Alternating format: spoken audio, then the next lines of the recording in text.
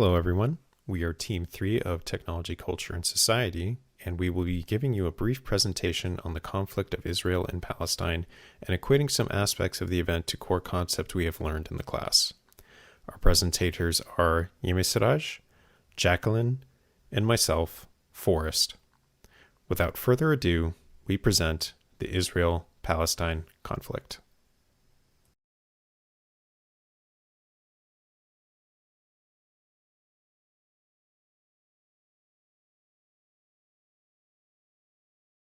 Hello everyone, my name is Yemisiraj Burka and I will be discussing a brief overview of some history of the two nations, Israel and Palestine, and what entails the current conflict that may be speculated all over social media today.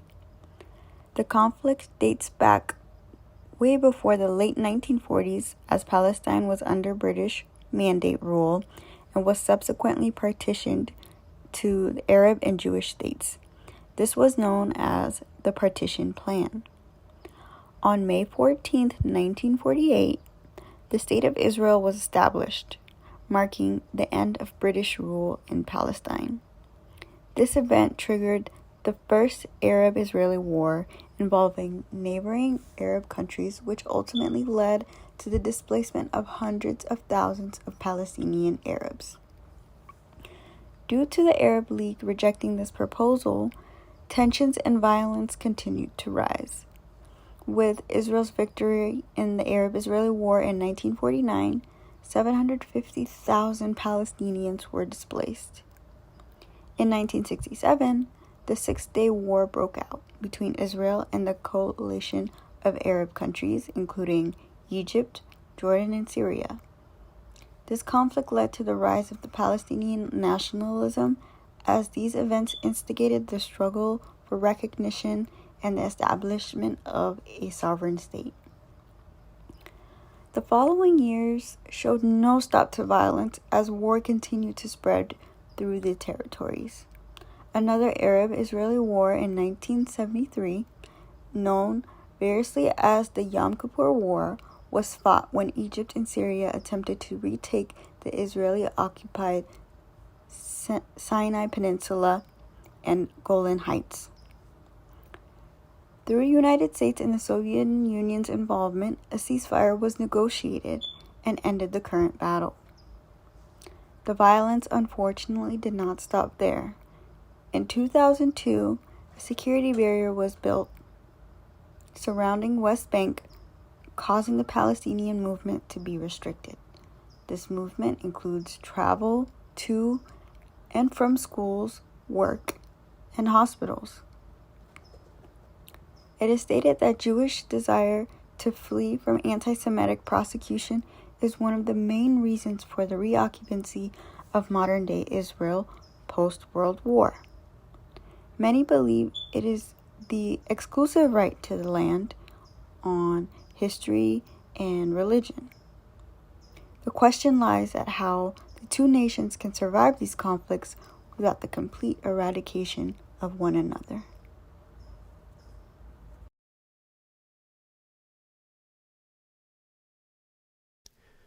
Hello, everyone. My name is Forrest Wells, and I'm going to be your presenter for our next topic.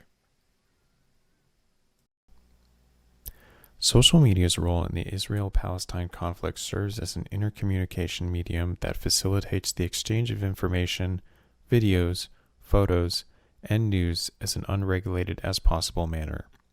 Platforms such as TikTok or X, formerly known as Twitter, offer real-time updates to situations as they are unfolding and gives users across the globe access to a platform to distribute and share content such as local news for other countries that is harder to access outside of the region it's airing in.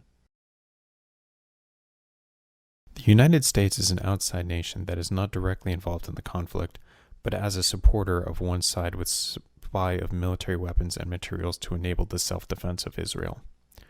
The claimed self-defense is against the terrorists known as Hamas to the news outlets, but in the context of the internal conflict, Hamas are referred to as freedom fighters who are pushing back against Israel's overextension on Palestinian land.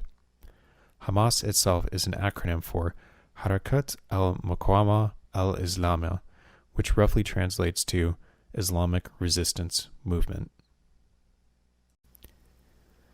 The bias and representation of media outlets pushes the narrative that Israel is the favorite of the conflict, with specific language used to tiptoe around the war crimes committed by Israel. The President of the United States proclaims support in favor of Israel, but refuses to elaborate on the logistics behind the tip-off that there are Hamas-established combat bases under hospitals and other locations that are designated for non-combatants and civilians, but justified in being bombed on this unvalidated speculation.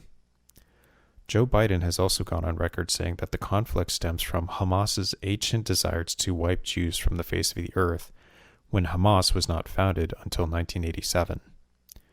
As recently as May 1st, the House passed a bill to expand the working definition of anti-Semitism to include the criticism of the State of Israel. In direct response to peaceful protest demonstrations across school campuses in the United States in support of Palestine, this is an effort of censorship in violation of the First Amendment as a stepping stone to censor further issues and criticism of the American and foreign governments.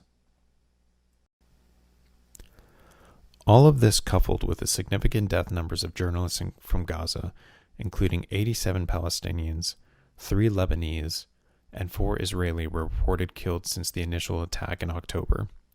Social media was and is one of the greatest means of reach these journalists had to share their experiences in the conflict, and as their numbers dwindle, there are less and less resources for people to take in perspective from fair and representation of the facts.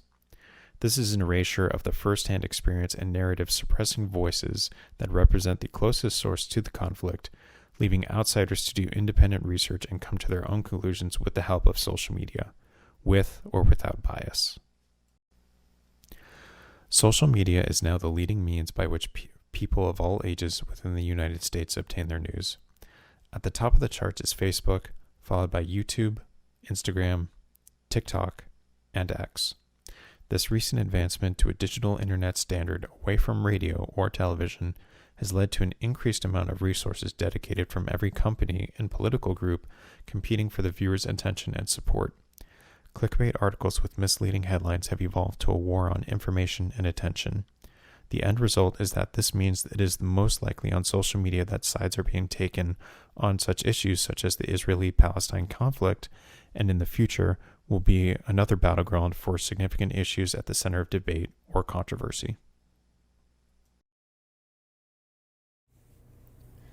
Hello class, my name is Jacqueline Quintanilla and I will be discussing disruptive and emerging technology in the context of the Russian-Ukraine war. As we all know, technology plays an increasingly vital role in modern warfare and conflicts. Therefore, we will explore a project called Starlink, which was founded by Elon Musk in 2019.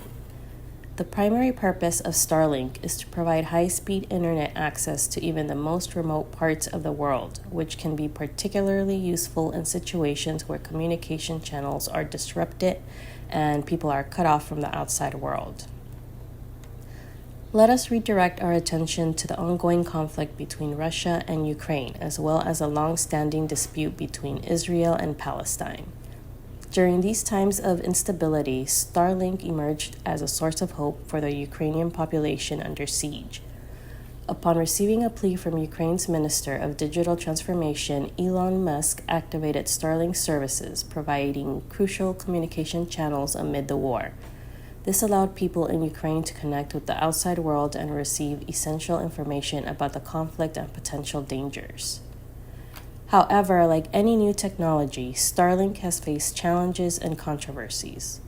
Questions about ownership, politics, and power dynamics loom, casting a shadow of uncertainty over its role in modern conflicts. Furthermore, Russian criticism and attempts to disrupt Starlink services only underscore the geopolitical landscape's complexity. Another layer of complexity is added to the situation because Starlink is owned by a private company rather than the government. This raises concerns about the company's accountability and responsibility. Despite these challenges, the deployment of Starlink in recent conflicts highlights the pivotal role of commercial space capabilities in shaping the modern battlefield. Technologies like Starlink are critical in this landscape as we deal with constantly changing warfare scenarios and communication strategies. They can provide essential communication channels to people in remote and conflict-ridden areas and enable governments and organizations to monitor and respond to conflicts more effectively. In conclusion, the story of Starlink highlights the complex and evolving relationship between technology, warfare, and geopolitics. As we continue to develop new technologies, we must be mindful of their potential implications and ensure they are used to serve the greater good. By doing so, we can harness the power of technology to promote peace and stability in conflict-ridden areas. This concludes my topic. Thank you all for your time.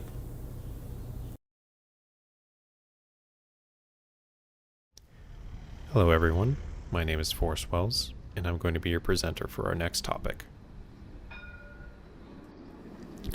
The root of the conflict between Israel and Palestine lies within the ownership and occupation of the land in the two territories. The largest shift in occupational control of the land was in 1948, when the Zionist military forces expelled an approximated 750,000 Palestinians from their homes, capturing roughly 78% of what was once historic Palestine. Of those who were able to remain in their homes or be internally displaced within new occupied territory were given Israeli citizenship, but there is a long-standing history of discrimination and unequal treatment in education, housing, political participation, and due process for those descendants of the 1948 displacement. Jerusalem is a historically important ancient holy city to three major religious disciplines: the Muslims, Christians, and Jews. This territory was taken under Israel in 1948. Israel claims that Jerusalem is unaffected by segregation as it is a shared capital, but in reality the city is divided in two, the East and the West. Jerusalem is occupied by approximately 40% of Palestinians, and like any inhabitants, they are required to pay taxes to the Israeli-controlled council. However, there are deliberate efforts to avoid investing in infrastructure for the eastern side occupied by the Palestinians. It is estimated that only 10% of the municipality budget goes to public spending in East Jerusalem, while the remaining efforts are visible in West Jerusalem's resources and vastly superior infrastructure. Roads are narrow and often unpaved. Public transport is severely lacking in the east compared to the west. Western Jerusalem has about 1,000 public parks, but there are only 45 public parks in the east. The west has approximately 26 public libraries, and the east has 2. Additionally, if you are a Jew born in Jerusalem, you have full citizenship, no questions asked. Whereas if you are a Palestinian born in Jerusalem, you receive a residency status and a temporary Jordanian passport that serves as nothing more than a travel document, leaving Palestinians born in Jerusalem stateless. All of this is separated by a wall spanning over 700 kilometers that was intended to separate outsiders from within to create 2 cities out of one, when in reality, the wall has created 2 worlds apart from each other. Between the wars of the two ranging from 2008 to 2021, it's estimated that over 5,700 Palestinians have been killed, with 120,000 injured. And there are 251 Israelis that have died in combat, with an additional 5,600 injured. Of the 5,700 plus death figure, roughly 32% of those lost were women and children. The majority of deaths composing of the 251 Israelis approximate to 48% of security forces, 39% were civilian settlers, and 13% were made up of civilians. Of the information available, this equates to roughly 23 Palestinians per 1 Israeli loss of life, according to the United Nations. These numbers can only go higher and are still in tally as the October 2023 resurgence has sparked this travesty. It is with deep sorrow that we are referring to the lives of these people in a statistical effect, but we are hopeful that the sheer volume of these numbers raises awareness and evokes involvement and support from everyone to hopefully one day end this terrible conflict that has cost so much for so many people. This concludes our brief presentation regarding the current conflict of Israel and Palestine. To summarize, there are several aspects of this current event that can be observed through the lens of an information professional, including the information-seeking behavior and influence of social media, disruptive and emerging technologies that have significant impact on the present and set precedents for the future, and analytics and information that can paint a picture and tell a story to give insight on a larger issue. Being able to assess these core concepts as aspiring information professionals have been an exercise of the concepts and applications we have learned in our technology, culture, and society class. Thank you so much for your time. We hope you enjoyed our collaborative works.